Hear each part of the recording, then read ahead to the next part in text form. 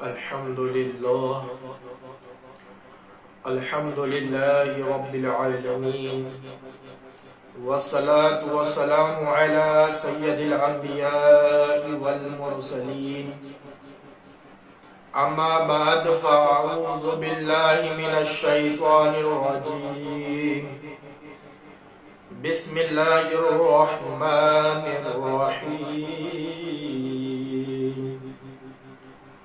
يا أيها الذين آمنوا اتقوا الله آمنت بالله وصدق الله العظيم۔ آئیے سب سے پہلے گنبد خضرا کے مکی ہم سب کے آقا و مولا مکی مدنی مصطفیٰ جناب محمد رسول اللہ صلی اللہ تعالی علیہ وسلم کی مقدس بارگاہ میں درود پاک کا نذرانہ پیش کرے۔ اللہم صلی علی سیدنا شفیعنا مولانا محمد بارک صلاۃ و سلام علیک یا رسول اللہ صلی اللہ تعالی علیہ وسلم۔ میں نے آپ کے سامنے قرآن کریم کی ایک آیت تلاوت کرنے کا شرف حاصل کیا۔ یا ایھا الذین آمنوا اتقوا اللہ، اے ایمان والو اللہ سے ڈرو۔ اللہ فرماتا ہے قرآن میں کہ تم مجھ سے ڈرو۔ جب تم مجھ سے ڈرو گے تو دنیا سے ڈرنے کا جو خوف ہے وہ تمہارے دل سے نکل جائے گا۔ جب تم مجھ سے ڈرو گے تو دنیا کی سیاست کی بڑی سے بڑی طاقت بھی تمہارے سامنے آئے گی تو وہ بھی تمہیں نہیں ڈرا پائے گی۔ کیوں؟ کیونکہ تم دنیا کے بادشاہ سے ڈرتے ہو،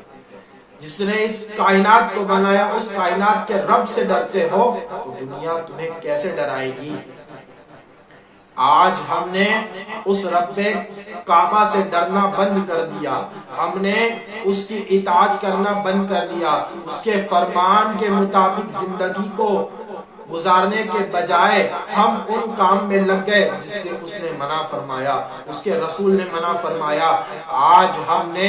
دین کو اس طریقے سے بھلا دیا کہ ہمیں تو غلط نظر نہیں آتا، جھوٹ نظر نہیں آتا، بد کام، غلط کام، ہمیں غلط کام نظر نہیں آتا، بلکہ ہر ایک وہ برا کام ہم اس کو اچھا سمجھ کے کرنے لگتے ہیں۔ میرے بھائیوں، میں آپ سے یہی کہنا چاہتا ہوں کہ اللہ سے ڈرنا یہ ہر مسلمان کے لیے ضروری ہے، کیونکہ جو اللہ سے ڈرتا ہے وہ دنیا کے ہر ایک فتنوں سے، ہر ایک چیزوں سے ڈرتا نہیں ہے، کیونکہ اللہ اسے سارے ڈر سے بچا لیتا ہے، کیونکہ وہ اللہ سے ڈرتا ہے۔ اسی لیے تو ولیوں کو کہا جاتا ہے کہ جو اللہ کے ولی ہے انہیں نہ خوف ہے نہ غم، جو اللہ کے چاہنے والے ہیں، جو اللہ کے چاہنے والے ہیں، جو اللہ والے ہیں، انہیں دنیا سے ڈر نہیں لگتا، صرف اللہ سے لگتا ہے، اور جو صرف اللہ سے ڈرتا ہے وہ دنیا سے بے غم ہو جاتا ہے، وہ دنیا سے ڈرنا بھول جاتا ہے اور اسے دنیا کا ڈر نہیں ستاتا۔ آج جو ہمیں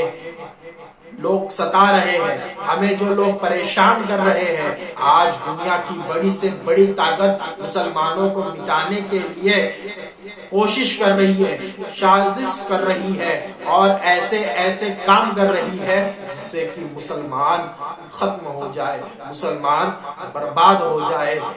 میں ایک چیز بتا دوں، مسلمانوں کو برباد کرنے کے لیے بہت سے آتے ہیں اور اسی طریقے سے آتے رہیں گے۔ نہ کل وہ ہمیں مٹا پائے تھے، نہ آج وہ ہمیں مٹا پائیں گے، نہ بروز قیامت ہمارے سامنے آ پائے،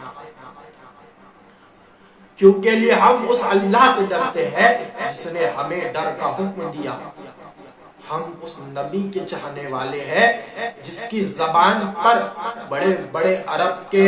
بڑے بڑے سردار، بڑے بڑے ترم، بڑے بڑے چاہنے والے اپنی سروں کو قربان کر دیا کرتے تھے۔ ایک اشارے پہ نبی کے چاند کے ٹکڑے ہو جاتے تھے، ایک اشارے پہ نبی کے سورج پلٹ آتا تھا، ایک اشارے پہ نبی کے زمین سے پیڑ اکھڑ کر ان کی بارگاہ میں حاضر ہو جاتا تھا۔ یہ میرے نبی کے معجزے تھے، یہ میرے نبی کی شان تھی، یہ میرے نبی کا مرتبہ تھا۔ آج تم کہتے ہو کہ تمہارے نبی کیا ہے؟ ہمارے نبی اتنے اعلیٰ مرتبے کے ہیں کہ دنیا دیکھتے دیکھتے تھک جائے گی، دنیا ریسرچ کرتے کرتے تھک جائے گی، نہ میرے نبی کے علم کا ذرہ برابر بھی اس کو ملا ہوگا۔ نہیں مل سکتا، میرے نبی کے ذرہ برابر بھی علم ان کو نہیں ہے، کیونکہ اللہ نے تمام دنیا کا جتنا بھی علم ہے جو بہت ضروری ہے وہ اللہ نے سب سے زیادہ علم میرے آقا مولا مدنی تاجدار و عالم کے مالک و مختار کو عطا کیا، اور انہیں علم عطا کر کے ہم پر بہت بڑا احسان کیا۔ آج مسلمان گناہوں میں مبتلا ہے، ایسے کاموں میں مبتلا ہے جس کے وجہ سے آج ان کے ایک مسلمان اور ایک غلط شخص کے وجہ سے آج پورا اسلام بدنام ہو رہا ہے۔ اللہ کے واسطے اس کام کو چھوڑ دو اور نیکی کے کام میں لگ جاؤ، جس سے کہ تمہاری قبر بھی سدھر جائے، تمہاری آخرت بھی سدھر جائے، تمہارا دین بھی صحیح ہو جائے، تم صحیح راہ پر چلنے کی کوشش کرو، حقیقت میں اپنے آپ کو بدلنے کی کوشش کرو۔ اللہ تبارک و تعالیٰ تم اچھے کام کے لیے جب نکلو گے تو اللہ تعالیٰ تمہارے اچھے کام کے لیے غیب سے مدد کرے گا۔ آج ایسے اعتراضات ہوتے ہیں اور آپ لوگ سوچتے ہیں کہ ہماری اسلام کو کیوں اتنا بولا جاتا ہے، کیا ہمارا اسلام ایسا ہی غلط ہے یا کچھ ہے؟ تو میں یہ کہوں گا کہ اسلام غلط نہیں بلکہ بہت اچھا مذہب ہے، اسی لیے لوگ اسے پریشان ہیں۔ ایک گاؤں میں ایک خواتین رہتی تھی، لڑکی ہی تھی، نوجوان تھی، بڑی خوبصورت تھی، بہت حسین تھی، مگر بہت پرہیزگار تھی، بہت نیکوکار تھی، عبادت گزار تھی، اور اپنے آپ کو ہر وقت ہر گھڑی عبادت ہی میں مشغول رکھتی تھی۔ پر اس کی خوبصورتی کا چرچا، اس کے حسن کا چرچا، اس کے جمال کا چرچا، اس کے رہنے کا چرچا، اس کے بالوں کا چرچا پورے شہر میں پھیل چکا تھا۔ پورے شہر میں پتا تھا کہ یہ بہت خوبصورت ہے، بہت حسین ہے، یہ بہت اچھی ہے۔ تو لوگ جب وہ گھر سے نکلتی تھی تو لوگ باہر کچھ ایسے لفنگے، لچے، کمینے، بیکار اور نافرمان، وہ بد گناہوں میں مبتلا اور ایسے کاموں میں مبتلا جو کہ بہت ہی غلیظ، بہت ہی نکمے، ایسے لوگ جو کہ بڑے مکار وہ لوگ روڈ پہ کھڑے ہو جاتے تھے۔ جب وہ وہاں سے گزرتی تھی تو اسے وہ چھیڑتے تھے، اسے وہ دیکھنے کی کوشش کرتے تھے، مگر وہ ایسی خواتین تھی، وہ تو فرما بردار تھی، وہ تو نیکوکار تھی، تو وہ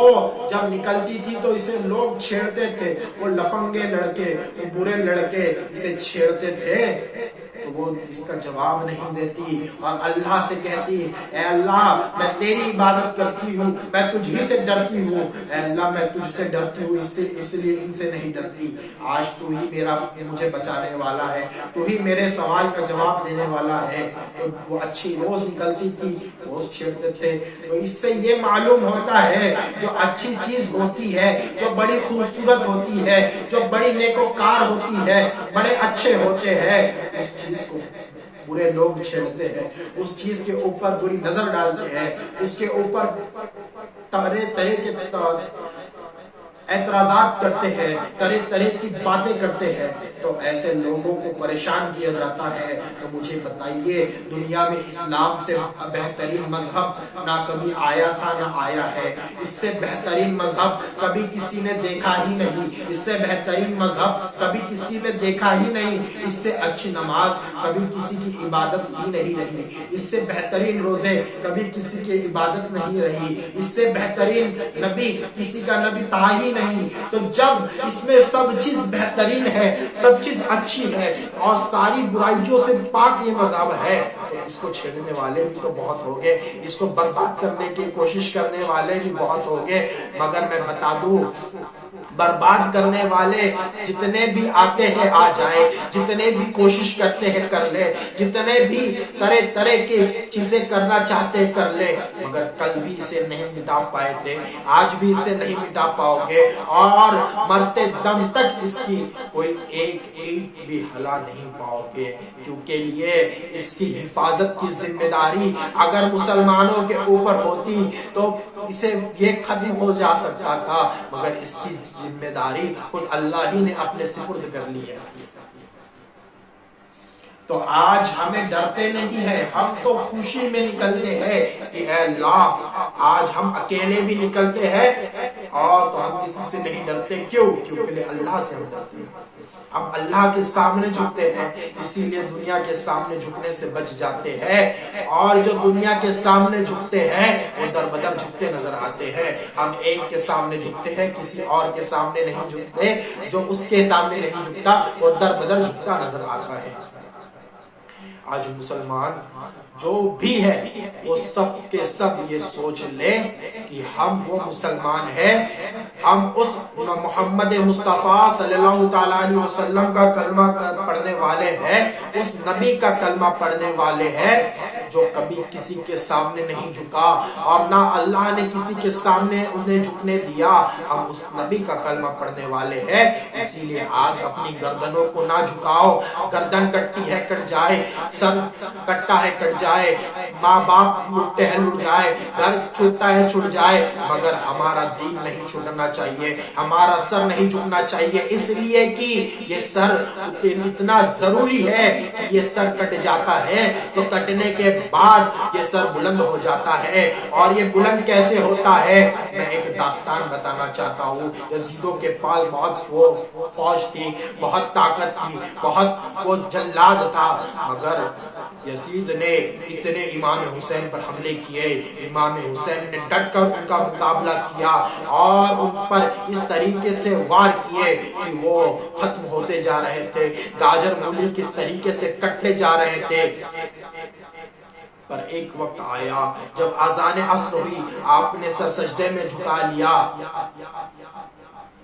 جب آپ نے سر کو سجدے میں جھکایا اور سجدے میں جھکا کر جب ان لوگ یزیدوں نے دیکھا تو ایک یزید بڑا آپ کے سر کو کاٹا، آپ کے سر پر تلوار چلائی اور آپ کو شہید کر دیا، اور شہید کرنے کے بعد آپ کے سر کو پھر نیزے پہ اٹھایا گیا، سر کٹ گیا، پھر بھی آج سر بلند نظر آ رہا تھا۔ تو ہم یہی کہتے ہیں کہ جب سر کٹتے ہیں تو بلند ہو جایا کرتے ہیں، اس لیے کہ جو سر اللہ کی راہ میں کٹتے ہیں وہ سر بلند ہو جاتے ہیں، جو اللہ کی راہ میں نہیں کٹتے وہ سر بلند نہیں ہوتے بلکہ یہیں ختم ہو جاتے ہیں۔ تم کہتے ہو کہ ہمارے نبی نے 11 شادیاں کی ہے، تو میں یہ کہتا ہوں کہ ہمارے نبی نے 11 شادی کر کے ان 11 ہماری ماؤں کو اس طریقے سے رکھا جس طریقے سے ان کا حق تھا، ان کی عزت کی، ان کے آبرو کی، ان کی زندگی کی، ان کے آبرو کی اللہ کے نبی نے حفاظت کی، اس طریقے سے کی کہ کوئی بھی غیر ان کے طرف سر اٹھا کر آنکھ اٹھا کر دیکھنے کی حماقت نہیں کرتا، بلکہ ان نے اس طریقے سے حفاظت کی کہ دنیا ان کی مثالیں دیتی نظر آتی ہے۔ ارے تم کہتے ہو کہ ہمارے نبی نے کیا کیا؟ ہمارے نبی نے 11 شادیاں کر کے ان کی حفاظت کر کے یہ بتا دیا کہ مجھ جیسا حفاظت کرنے والا اب تک دنیا میں کوئی پیدا نہیں ہوا، مجھ جیسی زندگی گزارنے والا اب تک کوئی پیدا نہیں ہوا۔ تمہارے سے ایک نہیں سنبھلتی، تم سے ایک نہیں سنبھلتی تو کیا 11 سنبھالو گے؟ اسی لیے تو تم ایک بھی نہیں کر پاتے۔ اور تم اپنی کتابیں اٹھا کر دیکھ لو کہ ہمارے ادھر کوئی بھاگتا نہیں ہے، ہمارے ادھر کوئی چاہتا نہیں ہے، ہمارے ادھر کوئی لڑکیاں شادی کے بعد کوئی اٹھا کر نہیں لے کے جاتا، آپ کے ادھر ہی لے کے جاتے ہیں، ہمارے ادھر نہیں لے کے جاتے، کیونکہ ہمیں حفاظت کرنا آتا ہے۔ اور آپ نے اسی بات سے سیکھ لے لی کہ بھائی ہماری عورتوں کو کوئی اٹھا کر لے کے بھاگ جائے گا